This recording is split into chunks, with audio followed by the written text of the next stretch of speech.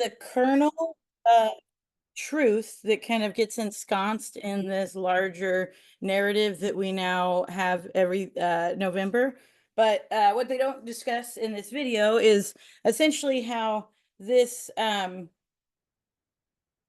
Squanto first, like they said, he had been held captive previous to the settlement there in Massachusetts. And so um, while it's no excuse, one can kind of put yourself in the mind of a, pilgrim, this colonial, you've washed up after getting across the ocean, and you find a place where they don't realize it until they're told later, but essentially, it looks like people have lived there very recently. It almost looks like an entire area has been cleared for you and your people who are looking for a new home to essentially move right in.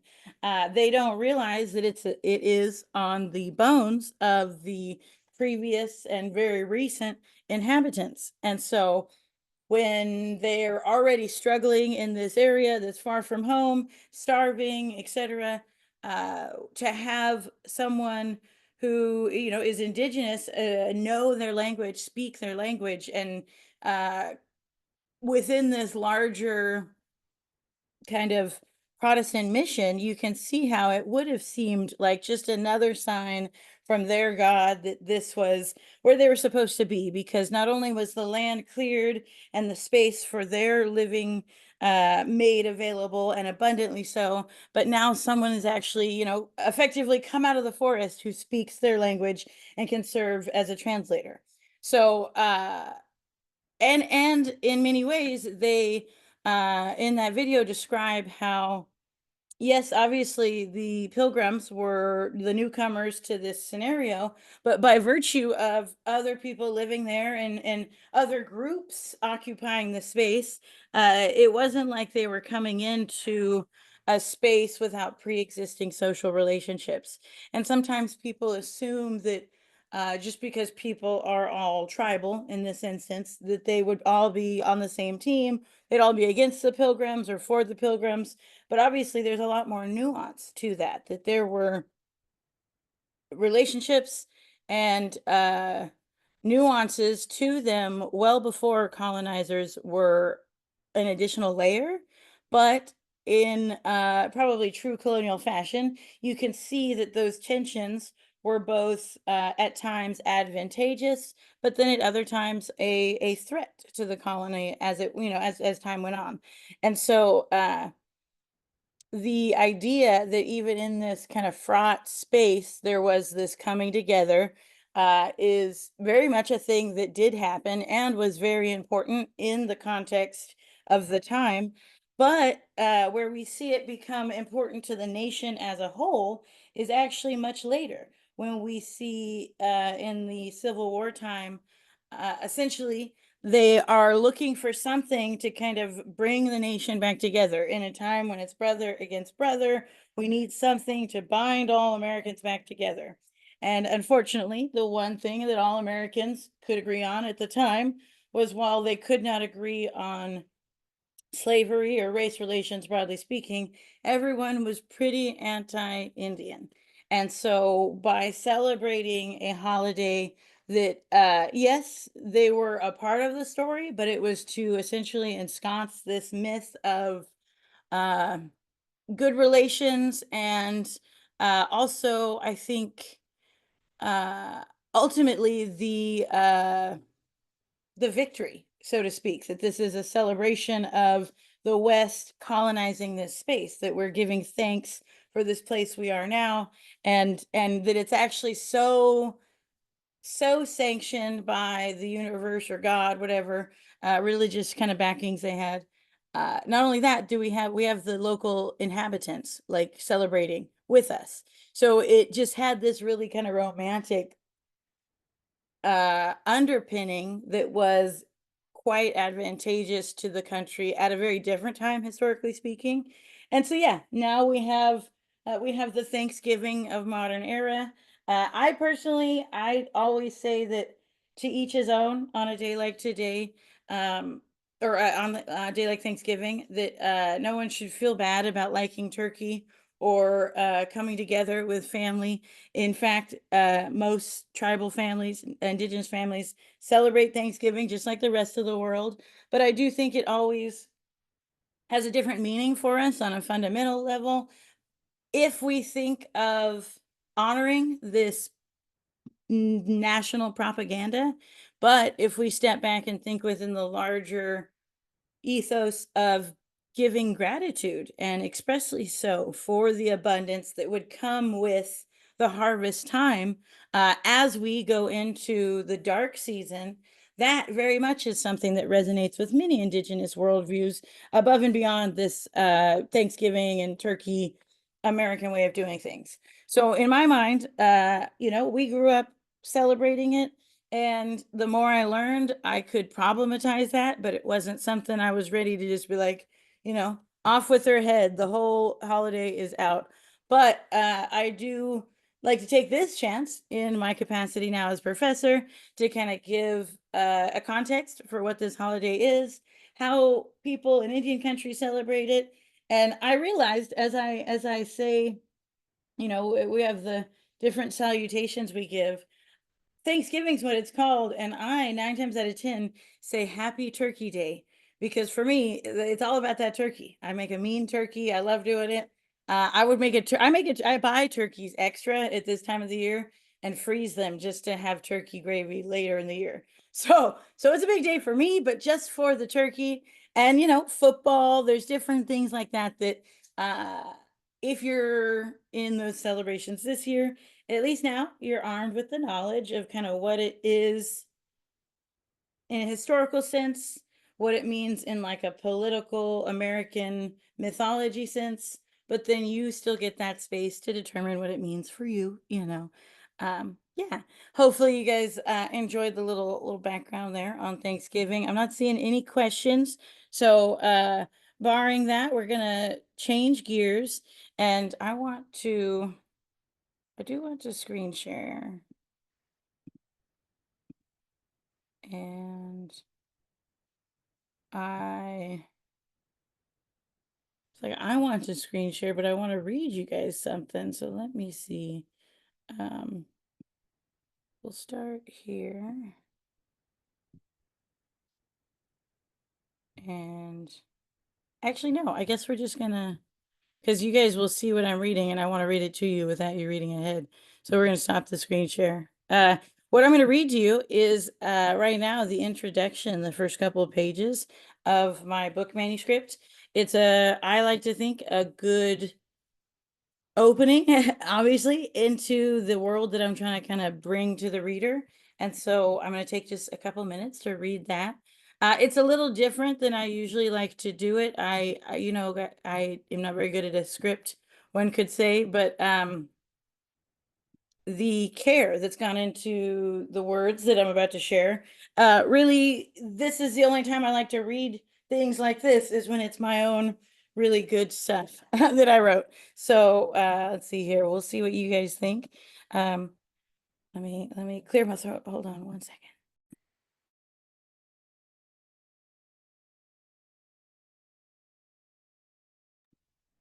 Okie dokie. Salmon in the Smokehouse: Trauma, Place, and Resilience for Marginalized Tribal Men. Between his height and serious demeanor, it was hard to believe Bobby was only 19. The way this young tribal father carefully chose his words, coupled with his matter-of-fact tone, often contrasted strongly with the complicated topics, like his criminal history and substance use struggles, that he described. Even still, he had his whole life ahead of him. A father of one with another on the way, Bobby had been working for years, first to help support his brothers and sisters, and now as a provider for his own children. With such adult work came other adult activities. I've had a bad problem with alcohol. I don't know. I've been allowed to buy alcohol from so and so in Klamath since I was like eighth grade, seventh, eighth grade, maybe, because I sold dope to one of the workers that was there that was a bartender. What kind of dope? Meth. And she just, every time I'd go there, they'd just give me cash and I'd buy bottles. And I can go there right now and go buy a bottle if I wanted to. Like, I've been allowed to buy alcohol there forever, and I've lived right there. And whenever I go buck hay, I was bucking hay for the O'Hares, and I'd get like, they'd pay us on the day. So you get like $75 a day. And whenever I was done with work, I'd go buy a 30 rack and head home. With his strong back and wide hands decorated with inked bear paws, Bobby had been working since he was a preteen growing up in Klamath. When his older brother went to live with their grandparents, he took on the mantle of man of the household, with his own father in and out of prison more than home. His mother also struggled with substance use disorder, yet both her family and his dad's were always a source of support to him. His maternal grandfather, Clarence, 60, became a father figure of sorts. Clarence had gone away to prison, but his last time was when Bobby was young. By the time Bobby was 10, Clarence was home for good, raising Bobby's uncle, little Clarence. No matter how they struggled, they did so as a family, for better or for worse. My mom was more like my friend than my parent. And I was on the run when I was bucking hay. And it was just, I guess I tried to grow up quicker than I had to because my mom was always getting beat up or tweaking or whatever. And she was always never home. I had to watch my brothers and sisters. It was just, I don't know. I grew up too quick and hung out with all the adults drinking. Bobby started drinking with family and friends, and by 14, he was on probation for resisting arrest after an afternoon with friends went wrong. Every time I've ever caught a case has been all under the influence of alcohol. My freshman year, we all got done with high school and we were just walking to the bus stop across town from the high school. So none of the girls were drinking. It was just me and my cousin Matthew. From the high school to Front Street to the bus stop, we drank. Just me and him drank that whole fifth. Bobby and his friends made it to the bus stop, but the bus driver called the police after the inebriated boys boarded for Klamath. He started checking everybody, and I started acting stupid. And then they throw me in the back of the cop car, and I start acting wild, kicking the car, and they're like, whatever, we got one. And so they just left everyone else and took me. And my cousin was hella drunk. They took me, and when they took me, they tried to seatbelt me. I think I kicked one in the head, and I headbutted the other one. Then, after they realized they weren't getting the seatbelt on me, they both just opened both sides of the doors and they maced me from both sides. And then I blacked back out. Then I wake up in juvenile hall and they're putting stuff in my eyes, like water and stuff, something to get the pepper spray out. If it had not been for the subsequent charge and resulting probation, Bobby might have chalked up the incident to youthful indiscretion. Instead, he would be on probation for the next 5 years after a combination of adolescent antics and increasingly violent behavior wound him back up in juvie and eventually in the county jail as an adult. Many times his reputation would precede him in the job hunt, and his frustration was palpable when he would ball up his fists as he described struggling to find work. Bobby shook his head as he explained, there's usually a lot of people like look at you different or something like because your charges or whatever. It's weird because I didn't mean to. Like I'm not a good drunk at all. I know I'm not. But sometimes, I don't know. He sighed. It would be inaccurate to consider Bobby's drinking, his current constraints on employment, nor the family and community adversity that sat as their backdrop, without also knowing more about his unique circumstances as a tribal father with a criminal record.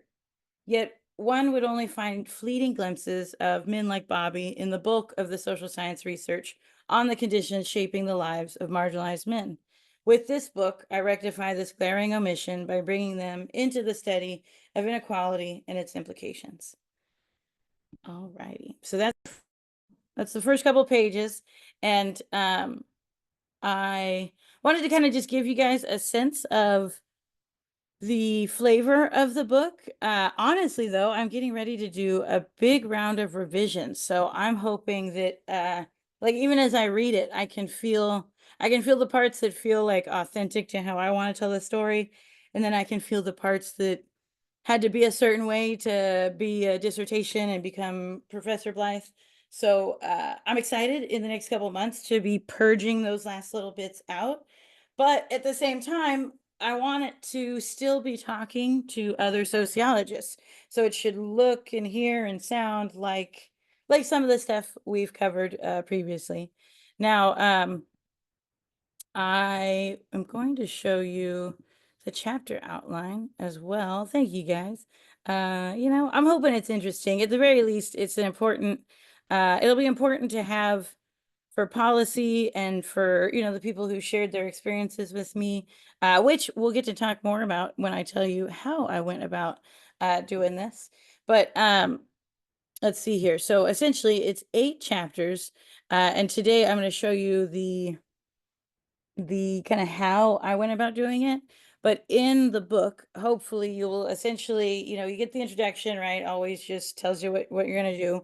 But I want to introduce the reservation as a space. I think I mentioned this last time that we have considered areas where bad things cluster, unemployment, poverty, and crime being those things. But largely we've only thought about it in urban places along a black-white dynamic, and rural tribal reservations are one of the only other places where we see comparable levels of extreme disadvantage. So maybe we can kind of start to build theories that are incorporating both of these kinds of places and all the places in between. And so, introducing the reservation as well as the spirituality that lives there, in particular, the world renewal worldview. Now, this is essentially the spirituality that goes with both our traditional ceremonies as well as a variety of behaviors and practices that actually should be really helpful to like finding work in a rural, natural resources based economy. But there are a variety of reasons why the men I spoke with struggled to find employment, yet it was not usually because of how they knew to do work or the skills they had. Like they actually were usually very knowledgeable about things that are, not anyone can do the kinds of jobs they knew how to do. But these, both the resources of the reservation and their own kind of skills and strengths gained both from their kind of worldview and their way of living on the res. Both of these things, if we think of what we know about employment is sociologists, should translate to really positive employment experiences. But obviously, I'm focusing on men with criminal records. And even though they have often kind of credentials or work experience that would earn maybe a job because of their ability to do it, they are often one of the first people that kind of gets, crossed off the applicant list, because in a market where you have many job applicants and only a couple positions open, the people who have criminal records or other negative credentials, as they call them, that is a very easy way to thin the stack. And in this rural area, we saw this kind of happening.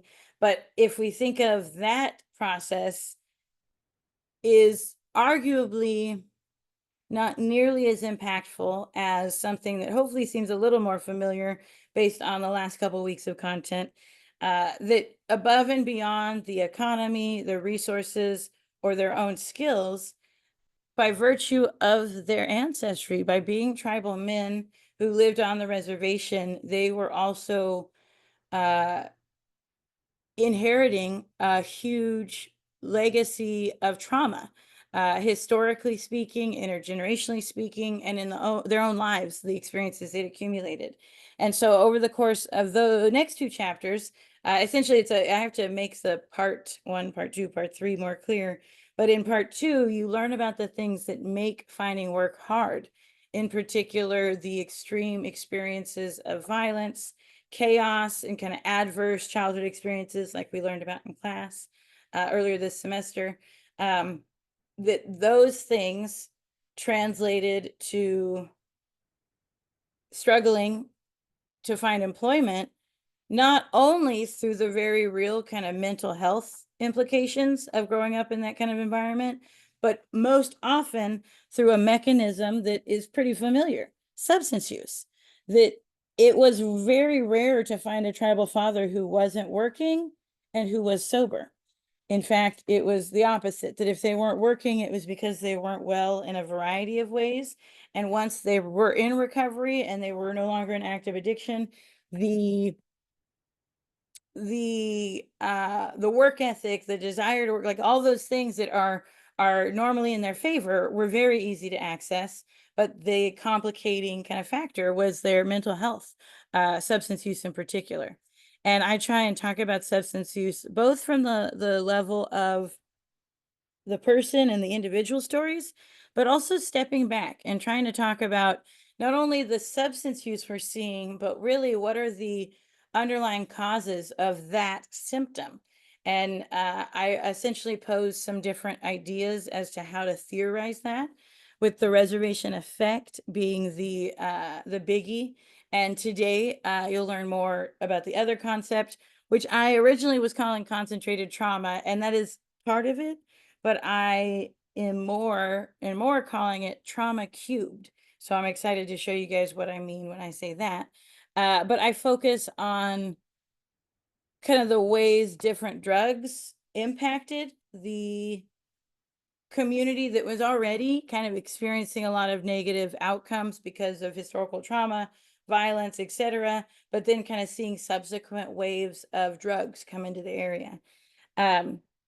Now, all of this is still geared with an eye towards um, knowing from my own life and in my own community that even with these things stacked against them, they still, my dad was is a very important person to me, notwithstanding his methamphetamine addiction, his inability to maintain employment, or the fact that, from basically freshman year of high school on, he was churning in and out of jail.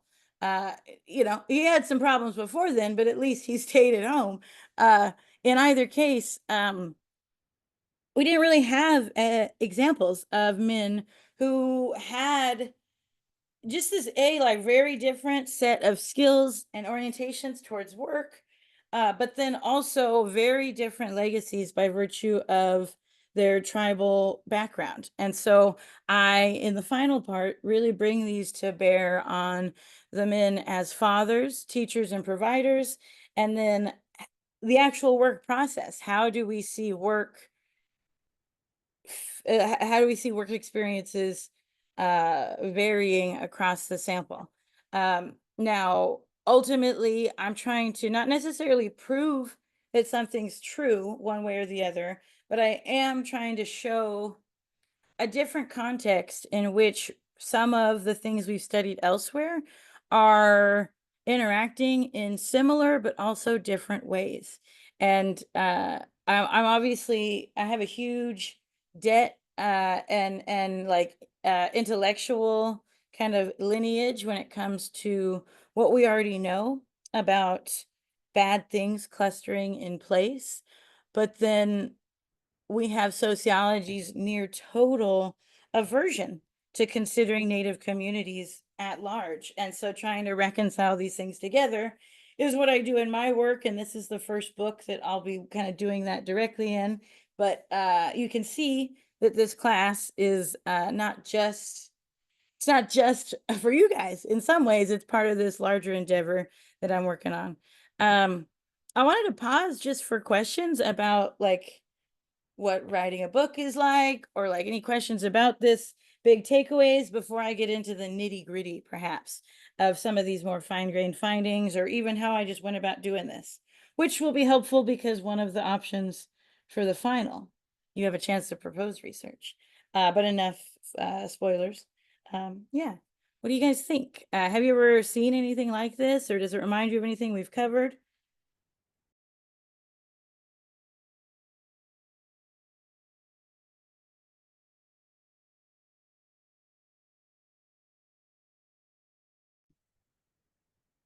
Hopefully you did some of the readings for this week, so this isn't the first time you're seeing my work. Yeah, what are some of the threads you see from other weeks in the class? Who wants to be brave and give us some ideas?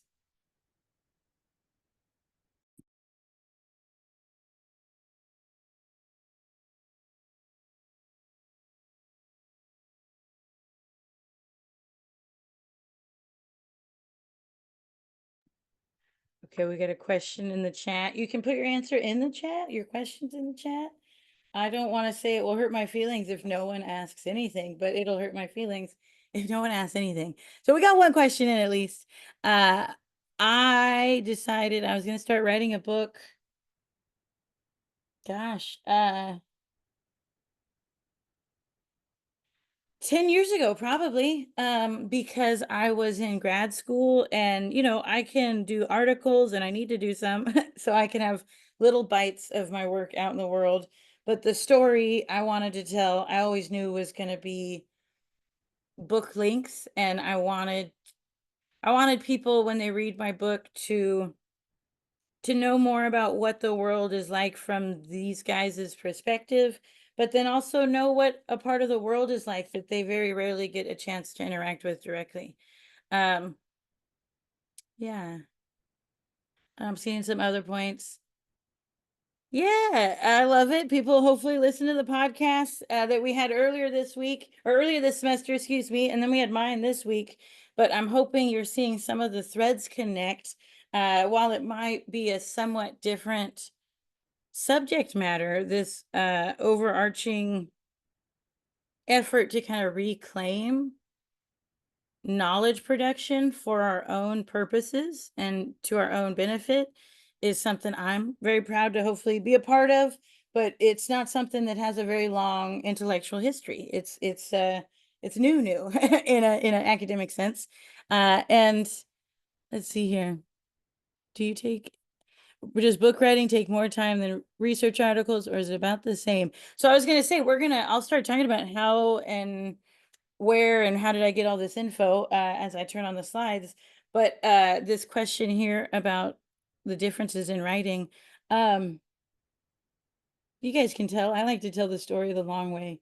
So for me, article writing is hard because there's no room for storytelling rarely. And even if I wanted to just stick to the facts, there's so many things people don't know that before I can even like bring the thunder of my knowledge down on them, they got so much like native 101 I have to catch them up on. So in an article, you only ever have so many pages, and that's not very many words. Even though right now 35 pages seems like just an epic fucking poem for you guys. That ain't shit once you actually start writing. And I always say it's much harder to write something shorter well than something longer worse. It's easier to take more words to say something, but I think in some cases the longer story is more important, or at least that's how I want to tell it first. But as I'm working on these revisions, kind of getting the book manuscript out the door, I will hopefully in the new year be trying to think of how I can kind of peel off chapters and kind of refashion them into an article. So hopefully, someday we'll see some of my work on the syllabus in a peer reviewed fashion. Um, and yes, I'm happy to say that it's all coming together in different ways. So I'm going to share our PowerPoint, and you'll hopefully recognize this from last time. Let me see here. Alrighty. Now this is the area that I was just reading to you about, the area you've heard about in different ways. In really concrete terms, when we ate the salmon and was learning about the salmon festival last week in the Living Gallery that was based out of here in Klamath, then you can see that there's kind of the reservations kind of squiggly. That's because it's following the Klamath River, and although it's going south here in a northwest east south way, it's going actually the river flows down to the ocean. And so this river is going up. And this is where, when we talk about the Klamath River dam removal and like Klamath Falls being all the way up in Oregon, that's because the Klamath River comes out here, but uh, it flows technically this goes over mountains and things like that. And my tribe has always lived from the mouth to where this river flows into the Trinity. Now, the Trinity is where the Hupa people have always lived, in this beautiful valley. Now, I'm hoping if it's not clear, I'll make it clear. Even though we're seeing boundaries here, these aren't real physical boundaries. You might see a sign when you're driving on the freeway, welcome to the Hupa Reservation or the Yurok Reservation, but these are permeable. People go back and forth all the time. And in fact, you have to. If you live in either of these places and want to buy something, for a long time, they didn't have a grocery store in Hupa. They only just now have, in the last couple of years, And then Klamath has only a gas station with, a pretty baller convenience store, but that's it. And if you want to go to Costco, if you want to go to court, if you have something to do with the doctor, more often than not, you're driving the hour to town over elevation changes of 3,000 feet or greater. So your car has to be able to go up and over a mountain pretty reliably. And this is an area that even now, as I start planning, holiday trips up to see my family and stuff, there's a flood warning in Eureka, California right now, has been for the last 2 weeks almost. And this is one of the only areas in the lower 48 that can be landlocked or completely cut off from everywhere else in the nation, because it's only accessed through 101 to the north and south and 299 to the east.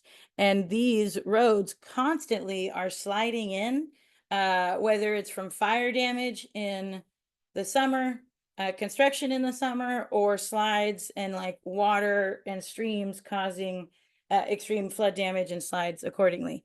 And honestly, those things go together. When we have these huge super fires that burn so hot that nothing's left because we suppress till we couldn't anymore. It not only burns everything you see above the ground, it burns everything below the ground, which includes the roots and the ground cover that in any other year, when all that rain and water comes down on it, would hold the ground, the gravel, the silt.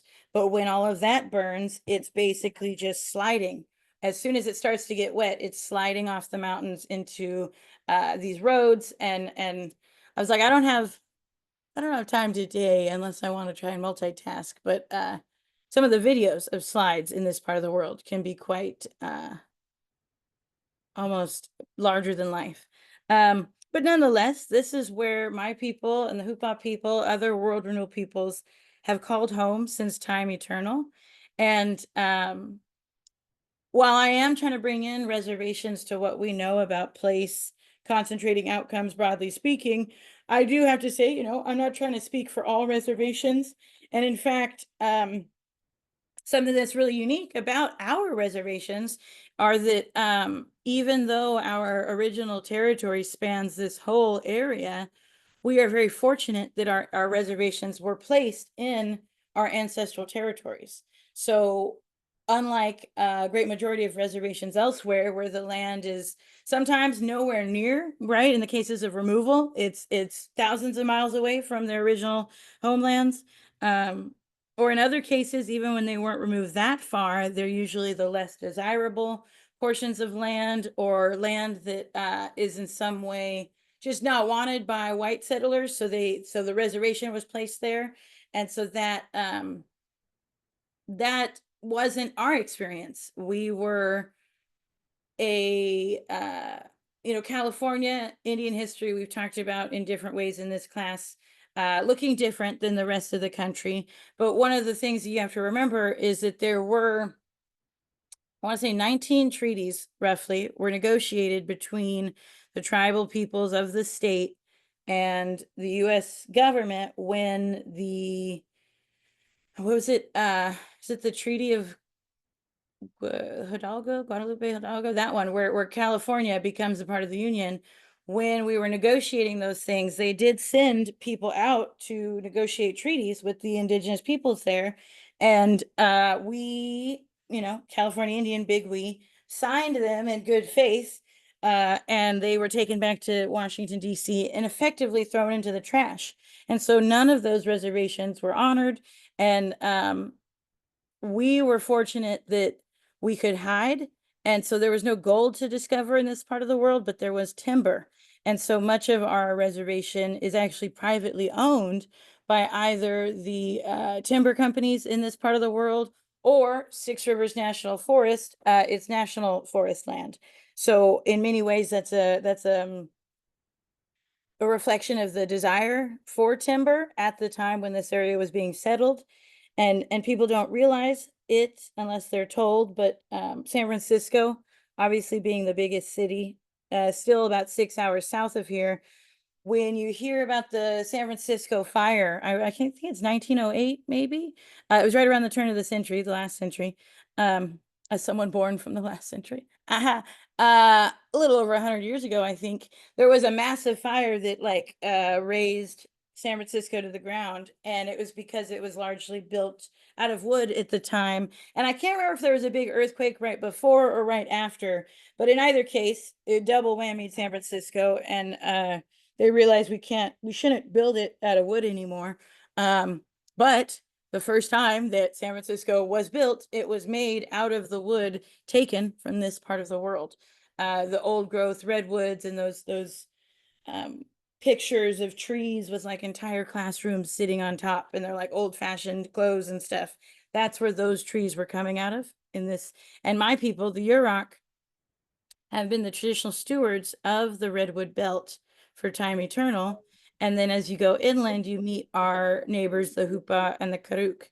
And when we learned about fires earlier this semester, just to kind of give you a sense of where that is in the world, that is up this way in Siskiyou County. So when we were hearing about Orleans and reclaiming cultural fire practices, it was taking place here in Siskiyou National Forest. Has anyone ever been to this part of the world? Feel free to put it in the chat. I can't see your faces. Haha. No one's got it on. I can't see the blocks right now. But yeah, has anyone ever driven up the 101? I've been to Eureka. Woo! That's it. That's all that's there, really. It's really pretty with the trees and the green. Yeah. What brought you up that way, can I ask? Yeah, I have a family member from my stepdad's side who works there in like the power sector. Mm-hmm. And so we went there for like some time in the summer a few years ago. And we went to like the border of Oregon and Yeah, California, way up here. yeah, like near the ocean, and we got to see like the ocean there. Mm-hmm. Yeah, it Oh was cool. gosh. Yes. See, I was like, you guys have hopefully heard of this part of the world. And if you ever get a chance, I will say, don't go alone. It's we've heard about the missing in other ways in this class, but it is one of those places I now feel so honored and privileged to say that this is where I've always like I grew up here and this is where my people have always been. But growing up, I had no idea how special it was because you grow up around redwoods in the Pacific Ocean, you just think everyone's got an ocean that big and trees that large. And then you go to live a little in the rest of the world and you learn that that is not the truth at all. And you grew up in a place that is like Titans living. And that's where they filmed Jurassic Park and some of the Star Wars movies, the really old ones. So yeah, it's besides the small amount of redwoods that are like outside the bay or in the Sierra Nevadas, you have to go to Japan to see the other redwoods in the world. So it's worth a road trip. You take the 101 up and it's absolutely gorgeous. Um, Now, like I said, this is home. I grew up in McKinleyville, which isn't on the map written out, but it's right here.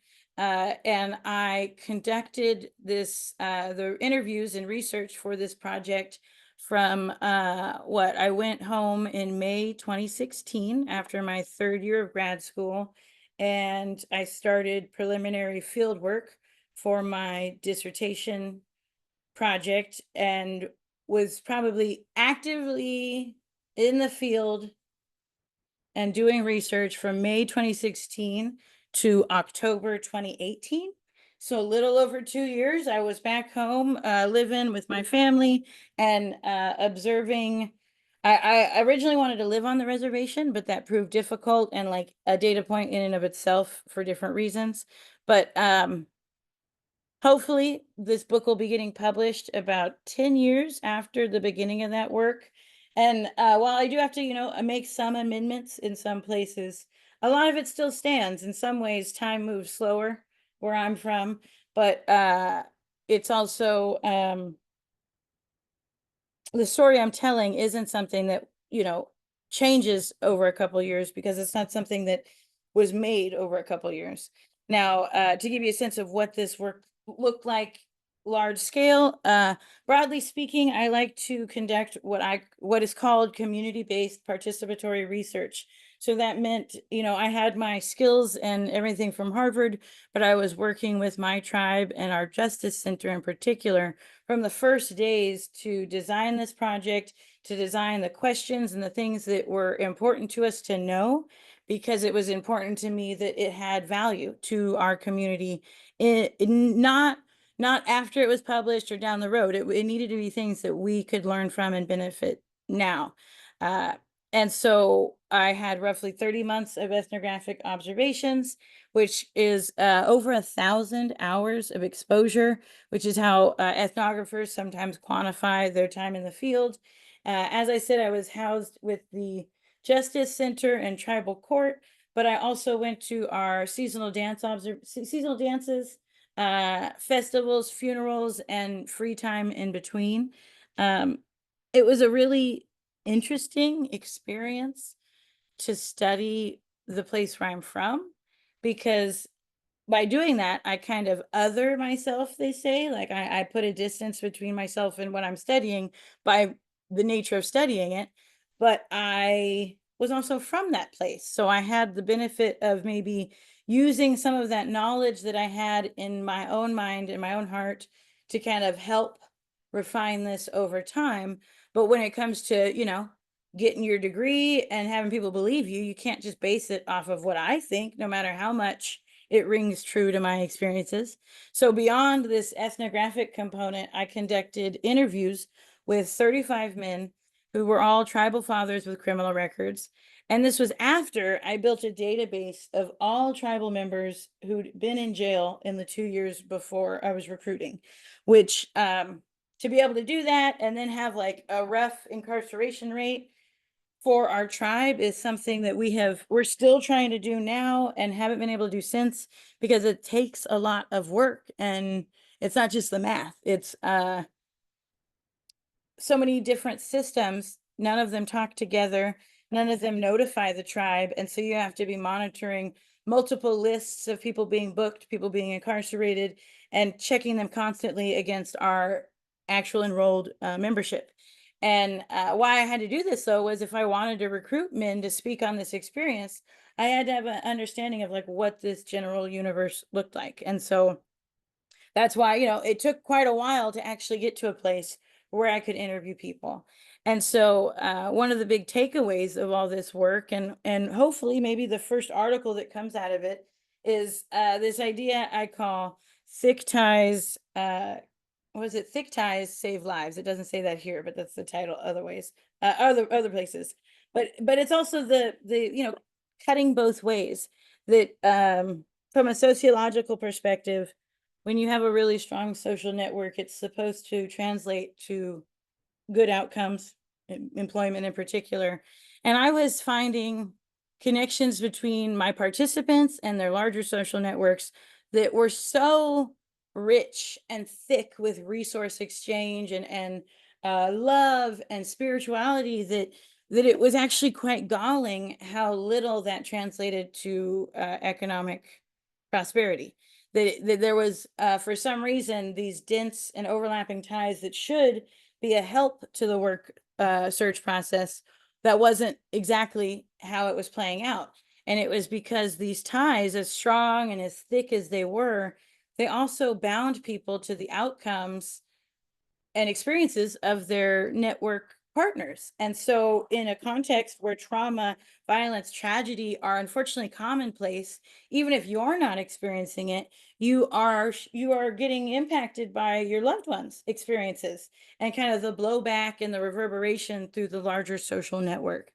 And this is kind of a table trying to index the adverse childhood experiences for some reason. Oh yeah, okay. So you can see here that almost half of the guys who lived on the reservation and a third of those who lived off had the adverse childhood experience score of 4 or greater, which we know is highly correlated with a host of negative outcomes. And it was very much the case in their own lives. But then there was also kind of an association, nothing statistically significant because I don't have big data here, but there was kind of a pattern emerging that obviously the outcomes on the reservation were more severe, but even those who were off reservation and lived in town were also experiencing poverty rates, both individually and as families, and unemployment rates as well, that were higher than non-Indians. Now, a lot of this has to do with trauma responses in ways that I didn't anticipate when I designed a project about finding work. I wound up getting a lot more data about what prevents work and how that relates to people's life experiences, broadly speaking. And this is what brings me to my concept, Trauma Cubed. And keeping an eye on time, we're going to say goodbye here. And we'll see each other after the break when we'll come back and dig deeper into tribal justice, broadly speaking. So this is a conversation we'll continue in later weeks. But when I say Trauma Cubed, I am in particular trying to formulate a theory that connects the trauma of history and the genetic effects that are passed down through DNA, combined with the trauma between generations, whether this is domestic violence, child abuse, etc., all of which compounds the traumas that one experiences across their lifetime, right? So each of these compounding the other winds up trauma cubed. And in a visual representation here, you can kind of see that the trauma the individual experiences in present day is a collection almost of all the trauma that came before. And so in some ways, this could be applied to either prisoner reentry or missing and murdered. And so it's probably not surprising that this will be a concept that probably transcends both of my books, but I'm hoping will be maybe my first or second article. I have to stop talking about it and do something about it though, because I can't get scooped. But yes, that's where we will leave you guys today. Thank you so much for listening so sweetly. I hope it was interesting. I appreciated the questions. I didn't take attendance because Zoom takes it for us. But I'll see you guys next time, and safe travels and happy Turkey Day, wherever you celebrate.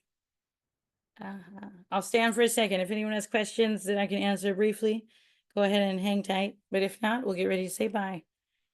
Thanks, everybody.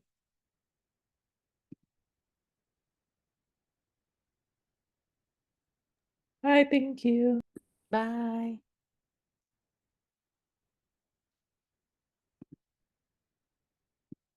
I had a question.